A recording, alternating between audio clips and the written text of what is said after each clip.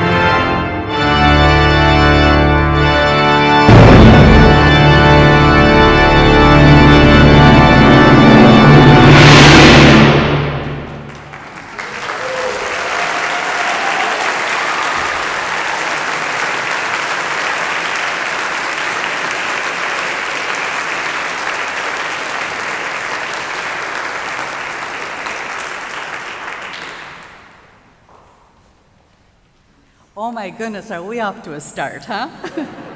I am so excited to see you all out here.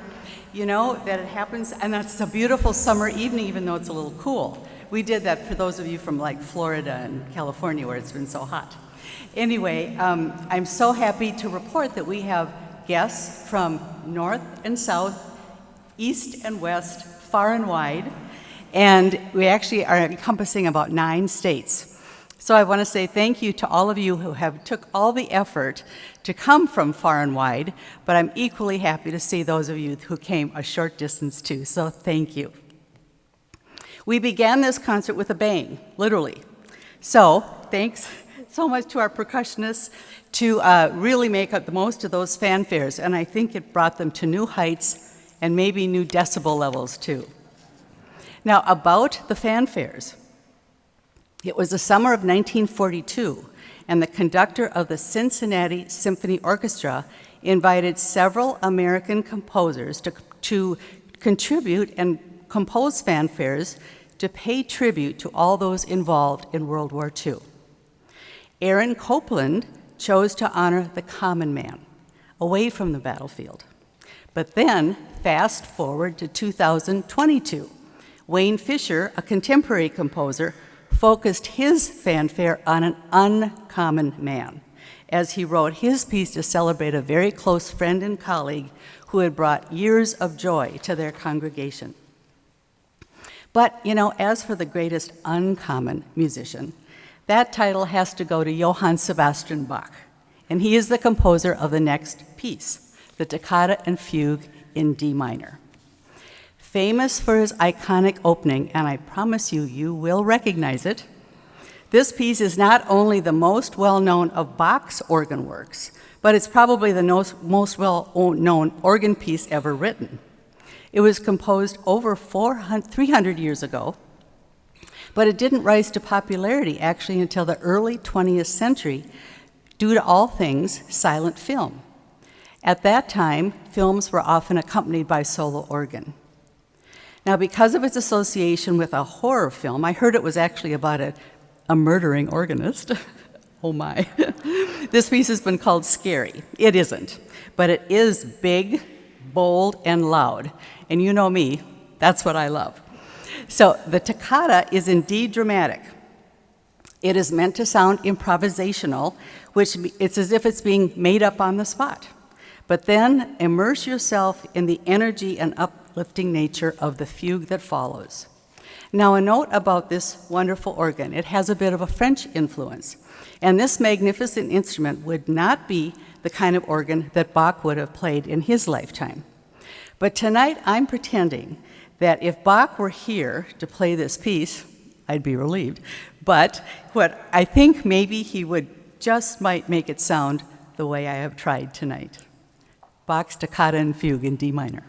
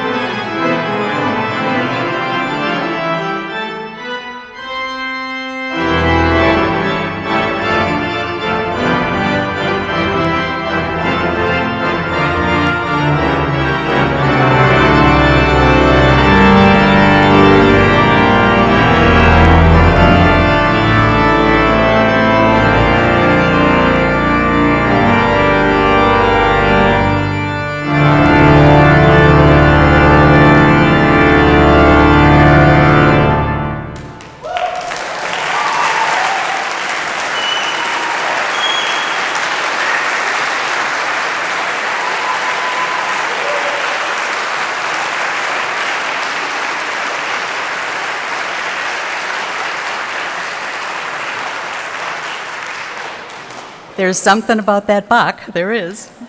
Now, I love themes for my recitals, and I have titled this one, The Sounds of Joy. Ah, but what is joy? Happiness and joy are both positive emotions, but joy is often described as deeper, a force, more profound, more encompassing, more translucent.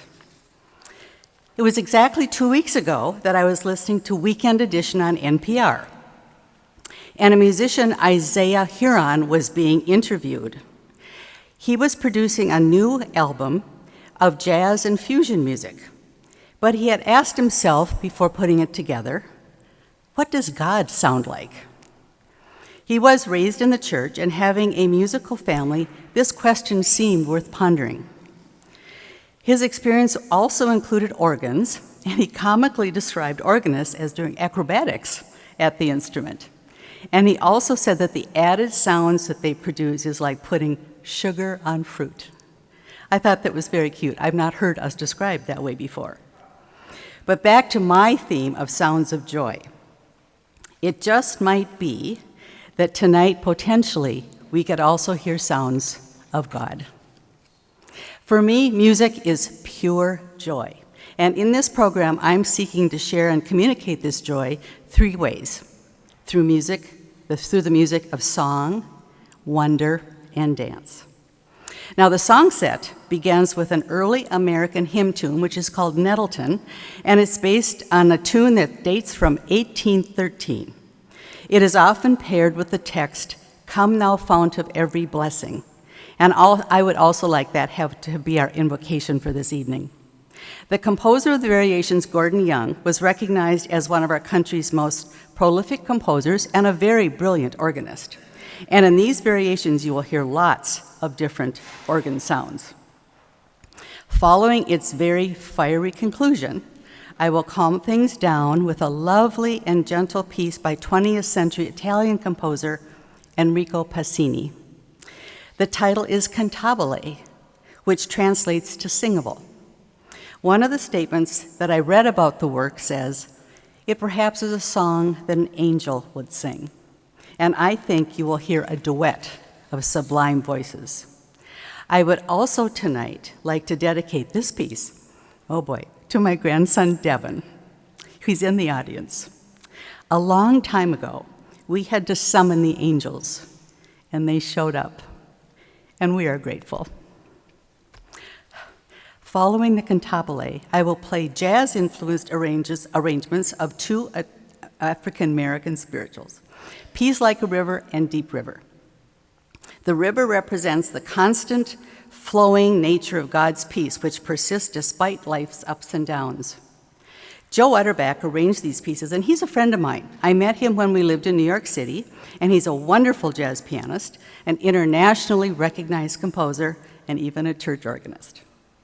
And I will treat the 3 quiet pieces as a set, so hold any applause until they are complete. But first, the American hymn tune, and with that ending, if you feel so moved, you can applaud.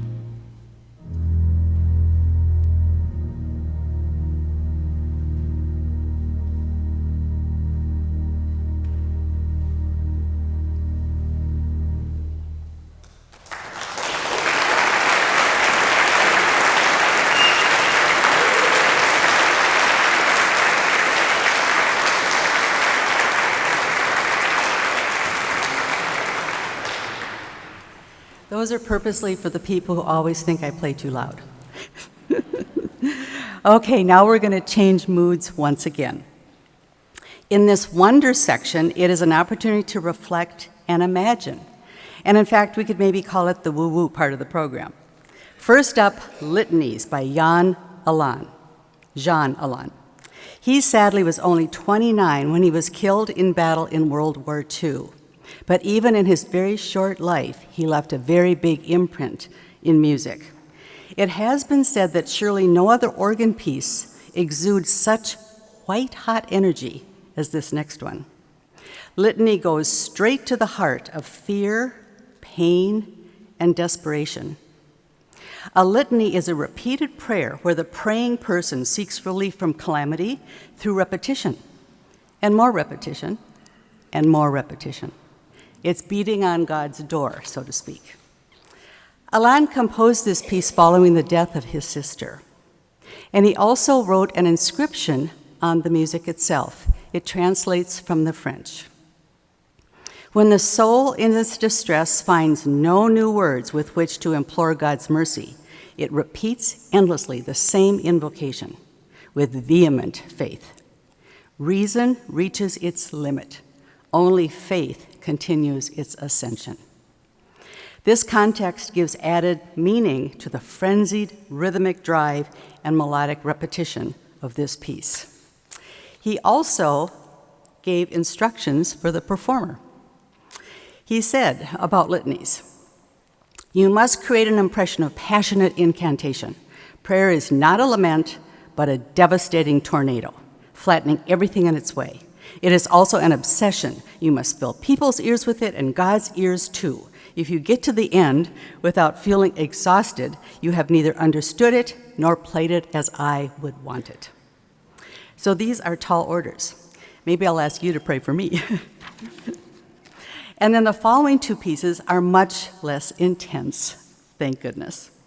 Dawn Hymn by Alan Hovhaness is a tone poem, a very impressionistic piece which paints a tonal, even a visible picture of a sunrise. Interested in meditation and mysticism, much of Hovhaness's music has an atmospheric or reverential quality to it. The opening notes suggest a tranquil pre-dawn sky which opens up little by little to the sun and then progressively grows to a full-blown radiance. It ends with the memory of another new day, and I sometimes wonder if I hear a loon. And then we move from a sunrise to a moonscape. Clair de lune means moonlight in French, and the famous one, of course, is by Debussy. But many composers have created music depicting the ethereal imagery and beauty of the moon.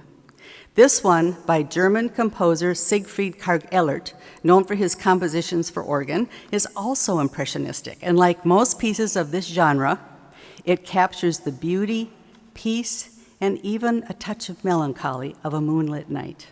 But first, litanies. Hang on to your hats.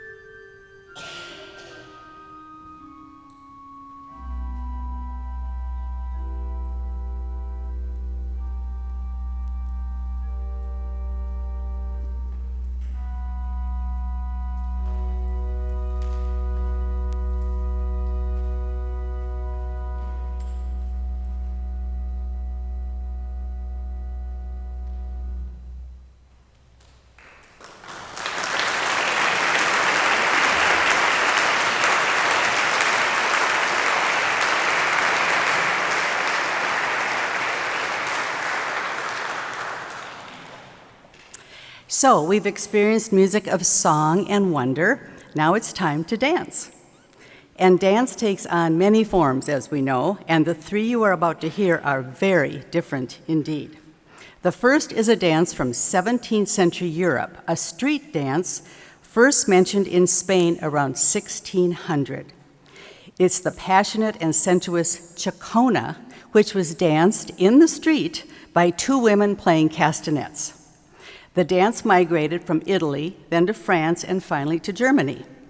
Now, Pachelbel, who was one of the great North German organ masters a generation before J.S. Bach, and he was very influenced by Italian in the musical form, and he took his turn at writing a ciacona. Now, it is highly unlikely that the music of any Baroque composer, Pachelbel included, would ever be described as sexy or sensual, but this is where your imagination can come into play. Allow the stately dance in slow triple time to transport you to those streets in Spain, and just maybe you will hear the faint rhythms of the ladies' castanets as the piece grows in volume and passion, Baroque style. Then, moving from Europe to Africa, I will play folk dance from the Nigerian suite by Godwin Sado. Organist and ethnomusicologist, he became the first African in history to receive a doctorate in organ performance from an American university. And closing the dance set is a tango, which is sultry and passionate. The tango is often called the dance of love and death due to its expressive nature, which can embody both passionate romance and intense emotions of longing, loss, and even despair. Its history is rooted in the working-class neighborhoods of Buenos Aires, where it emerged as a dance of both pleasure and struggle, reflecting the realities of life and love in that environment. This tango is jazz-influenced, again, by Joe Utterback. But now, even though this French-inspired pipe organ is not anything like a Hammond B3 that's used in jazz, it does display a certain flexibility. But back to Pachelbel.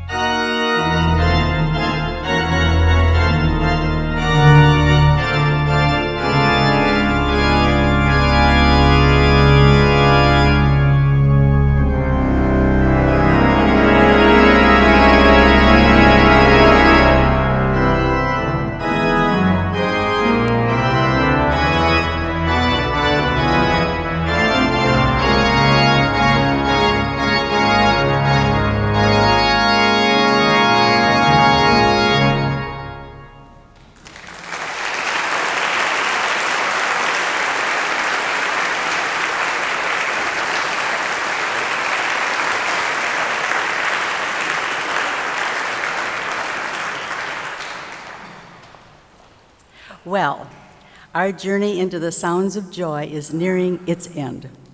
My finale, or denouement, concludes with a French piece befitting this organ. Henri Moulet was part of the French organ tradition, a great but strange artist. Known as a loner and a recluse, he was very disillusioned with the modernism of his time. But this piece defies his mood. It is meant as a recessional, as sortie in French means exit. Don't leave until it's over, though, okay? It also is based on the sound of carillons, the huge bells in the towers of cathedrals. You will hear these bells often in the pedal passages.